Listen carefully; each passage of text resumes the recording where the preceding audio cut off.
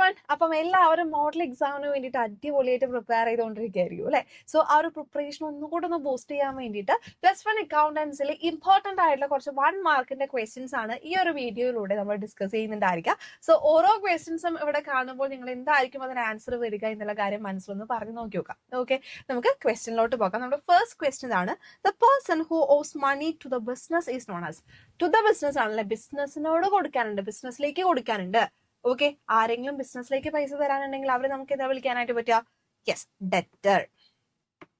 Okay, next question, cost incurred by a business in the process of earning revenue are called as.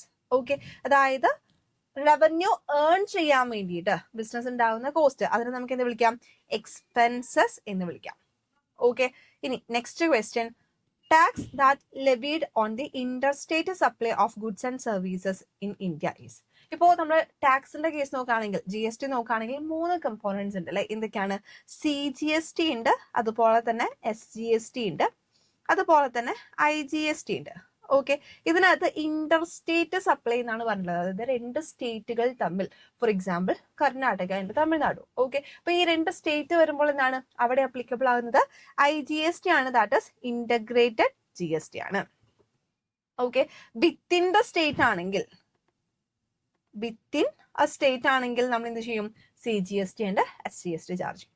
Okay, അപ്പം ഈ GST നിന്ന് questions ഇതുപോലെ ഉണ്ടാകാറുണ്ട്, മനസ്സിലാക്കി വെച്ചേക്കാം. Next question, according to dash principle frequent changes in accounting policies adversely effect the reliability of financial information. ഏതെങ്കിലും ഒരു accounting policies നമ്മൾ ഫോളോ ചെയ്യുന്നുണ്ടെങ്കിൽ അത് നമ്മൾ എന്ത് ചെയ്യണം? കൺസിസ്റ്റന്റ് ആയിട്ട് ഫോളോ ചെയ്യണം. ഫ്രീക്വന്റ് ആയിട്ടുള്ള ചേഞ്ചസ് അവിടെ കൊണ്ടുവരാനായിട്ട് പാടില്ല എന്ന് പറയുമ്പോൾ ആ കോൺസെപ്റ്റ് ഏതാണ്? ഏത് കോൺസെപ്റ്റാ? കൺസിസ്റ്റൻസി അല്ലെ, എന്നാണ് കൺസിസ്റ്റൻസി കോൺസെപ്റ്റ് ആണ് വരുന്നത്. Next one, which one of the following is incorrect. Okay, question നന്നായിട്ട് വായിച്ചു നോക്കണേ. ഇൻകറക്റ്റ് ആണ് ചോദിച്ചിട്ടുള്ളത്. ചിലർക്ക് ആ ഒരു സമയത്തേക്ക് എന്താണ് കണ്ണൊന്നും മര്യാദയ്ക്ക് കാണുന്നുണ്ടാവില്ല, കറക്റ്റ് എന്നൊക്കെ ആയിരിക്കും കേൾക്കുന്നുണ്ടായിരിക്കാം, അല്ലെങ്കിൽ സോറി കാണുന്നുണ്ടായിരിക്കാം. അതിനെ കാണുമ്പോൾ എന്താണ്? Asset is equal to liabilities plus capital. ശരിയാണല്ലോ, വേഗം ടിക്ക് ചെയ്തു. അങ്ങനെയല്ല, ക്വസ്റ്റ്യൻ നല്ലപോലെ വായിച്ച് മനസ്സിലാക്കിയിട്ട് അതിന് ആൻസർ എഴുതാനായിട്ട് ശ്രമിക്കാം. ഓക്കെ, അപ്പം ഇൻകറക്റ്റ് ഏതാണ്, തെറ്റ് ഏതാണെന്നാണ് ചോദിച്ചിരിക്കുന്നത്. എന്താണ് ഇക്വേഷൻ വരുന്നത്? Asset is equal to capital plus liability. അതുപോലെ തന്നെ ക്യാപിറ്റൽ കണ്ടുപിടിക്കാൻ വേണ്ടിയിട്ട് അസറ്റിൽ നിന്നും ലൈബിലിറ്റി മൈനസ് ചെയ്യുക, ലൈബിലിറ്റി കണ്ടുപിടിക്കാൻ വേണ്ടിയിട്ട് അസറ്റിൽ നിന്നും ക്യാപിറ്റൽ മൈനസ് ചെയ്യുക. ഓക്കെ, അപ്പം ഇതിൽ ഇല്ലാത്തത് ഏതാ? Liabilities is equal to asset plus capital ആണ്. സോ ഇതാണ് നമ്മുടെ ആൻസർ ആയിട്ട് വരുന്നത്. Next one, a machinery purchased on credit is recorded in the dash. എവിടെയാണ് റെക്കോർഡ് ചെയ്യുന്നുണ്ടായിരിക്കാം? മെഷീനറി, ഫിക്സഡ് അസറ്റ്സ് നമ്മൾ പർച്ചേസ് ചെയ്യുന്നു, ക്രെഡിറ്റിനാണ് പർച്ചേസ് ചെയ്തെങ്കിൽ അത് നമ്മൾ റെക്കോർഡ് ചെയ്യുന്നത് ജേർണൽ പ്രോപ്പറിലാണ്. എപ്പോഴും ഈ ഒരു പാറ്റേണിലുള്ള ക്വസ്റ്റ്യൻ റിപ്പീറ്റഡ് ആയിട്ട് ചോദിക്കാറുണ്ട് കേട്ടോ, മനസ്സിലാക്കണേ. Next one, debit note as a source document for recording the dash. Debit note ഏതുമായിട്ട് റിലേറ്റ് ചെയ്തതാ? ഏതിന്റെ സോഴ്സ് ഡോക്യുമെന്റ് ആണ്? പർച്ചേസ് റിട്ടേണിന്റെ സോഴ്സ് ഡോക്യുമെന്റ് ആണ്. അതുപോലെ തന്നെ ക്രെഡിറ്റ് നോട്ട് ഉണ്ട്. ക്രെഡിറ്റ് നോട്ട് എന്ന് പറയുന്നത് എന്തുമായിട്ട് റിലേറ്റ് ചെയ്തതാണ്? എന്തിന്റെ സോഴ്സ് ഡോക്യുമെന്റ് ആണ്? സെയിൽസ് റിട്ടേണിന്റെ സോഴ്സ് ഡോക്യുമെന്റ് ആണ്. ഓക്കെ, ഇനി അടുത്ത ക്വസ്റ്റ്യനിലേക്ക് നമുക്ക് പോകാം. Overdraft means dash balance of cash book. Overdraft balance എന്ന് പറയുമ്പോൾ എന്താണ്? അൺഫേവറബിൾ ബാലൻസ് ആണ് അല്ലെ. ഓക്കെ, അത് ക്യാഷ് ബുക്ക് പ്രകാരം എന്ത് ബാലൻസിനെയാണ് നമ്മൾ ഓവർഡ്രാഫ്റ്റ് ബാലൻസ് എന്ന് വിളിക്കാം? ക്യാഷ് ബുക്കിനകത്ത് നമ്മൾ എന്താണ്? ബാങ്ക് കൂടുന്നതും കുറയുന്നതാണ് റെക്കോർഡ് ചെയ്യുന്നുണ്ടായിരിക്കുക അല്ലെ. അതായത് ഇത്രയേ ഉള്ളൂ. ക്യാഷ് ഡെബിറ്റ് ആണെങ്കിൽ അത് എന്ത് ബാലൻസാ? ഡെപ്പോസിറ്റ് ആണ്. ക്രെഡിറ്റ് ആണെങ്കിൽ എന്താണ്? അത് ഓവർഡ്രാഫ്റ്റ് ബാലൻസ് ആണ്. ഓക്കെ, അപ്പം ഇവിടെ എന്തായിരിക്കും ആൻസർ വരുന്നുണ്ടായിരിക്കുക? ക്രെഡിറ്റ്. അപ്പോൾ ഫേവറബിൾ ബാലൻസ് ഉണ്ട്, അൺഫേവറബിൾ ബാലൻസ് ഉണ്ട് എന്നുള്ള കാര്യം മനസ്സിലാക്കുക. ക്യാഷ് ബുക്ക് പ്രകാരം ഡെബിറ്റ് കാണിക്കുന്നതും പാസ്ബുക്ക് പ്രകാരം ക്രെഡിറ്റ് കാണിക്കുന്നതും എന്താണ്? ഫേവറബിൾ അല്ലെങ്കിൽ ഡെപ്പോസിറ്റ് ബാലൻസ് ആണ്. ഇതിന്റെ ഓപ്പോസിറ്റ് ആണ് അൺഫേവറബിൾ ബാലൻസ് വരിക. ദാറ്റ് ഈസ് ക്യാഷ് ബുക്ക് പ്രകാരം ക്രെഡിറ്റ് കാണിക്കുന്നു ആൻഡ് പാസ്ബുക്ക് പ്രകാരം ഡെബിറ്റ് കാണിക്കുന്നു. ഓക്കെ, അപ്പം ഇതിൽ നിന്നും എപ്പോഴും ക്വസ്റ്റ്യൻസ് ഉണ്ടാകാറുണ്ട്, മനസ്സിലാക്കി വെക്കുക. ഇനി അടുത്ത ക്വസ്റ്റ്യനിലേക്ക് നമുക്ക് പോകാം. Which of the following error will affect the trial balance. Trial ബാലൻസിനെ എഫക്ട് ചെയ്യുന്ന എറർ ഏതാണ്?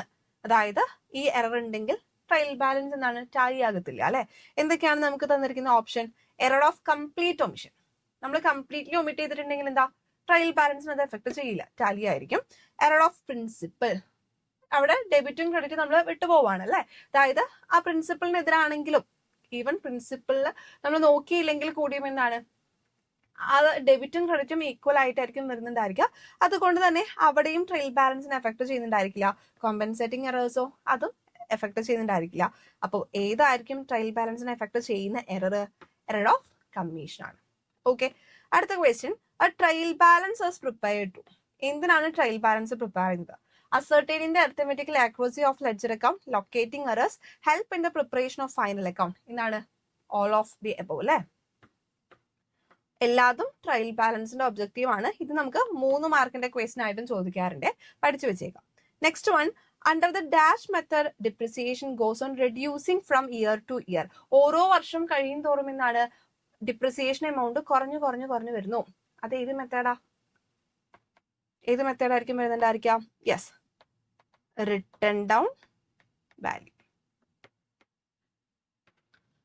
ഓക്കെ, ഇനി അടുത്ത question, writing off intangible assets is termed as. Intangible assets നമ്മൾ എന്ത് ചെയ്യുന്നു?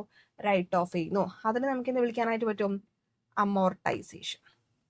ഡിപ്ലീഷൻ എന്ന് പറയുന്നത് നാച്ചുറൽ അസറ്റ്സുമായിട്ട്, മൈൻസ്, ക്വാറീസ് അതുപോലുള്ള കാര്യങ്ങളുമായിട്ട് ബന്ധപ്പെട്ടതാണ്. അമോർട്ടൈസേഷൻ എന്ന് പറയുന്നതാണ് എന്ത്? ഇൻടാഞ്ചിബിൾ അസറ്റ്സുമായിട്ട് ബന്ധപ്പെട്ടത്. ആൻഡ് നമ്മുടെ last question, dash is an example of direct expense. Direct എക്സ്പെൻസിന് എക്സാമ്പിൾ ആണ് ചോദിച്ചിട്ടുള്ളത്. Salary, wages, rent, office expense. ഏതായിരിക്കും വരുന്നുണ്ടായിരിക്കുക എന്നുള്ള കാര്യം ഒന്ന് കമന്റ് ചെയ്യാം. ഓക്കെ, അപ്പോൾ ഈ വീഡിയോ യൂസ്ഫുൾ ആയെന്ന് വിചാരിക്കുന്നു. ലൈക്ക് ചെയ്യുക, മാക്സിമം നിങ്ങളുടെ ഫ്രണ്ട്സിലേക്കൊക്കെ ഒന്ന് ഷെയർ ചെയ്ത് കൊടുക്കുക. ഈ ഒരു ചാനൽ ആദ്യമായിട്ടാണ് കാണുന്നതെങ്കിൽ പ്ലീസ് ഡു സബ്സ്ക്രൈബ്.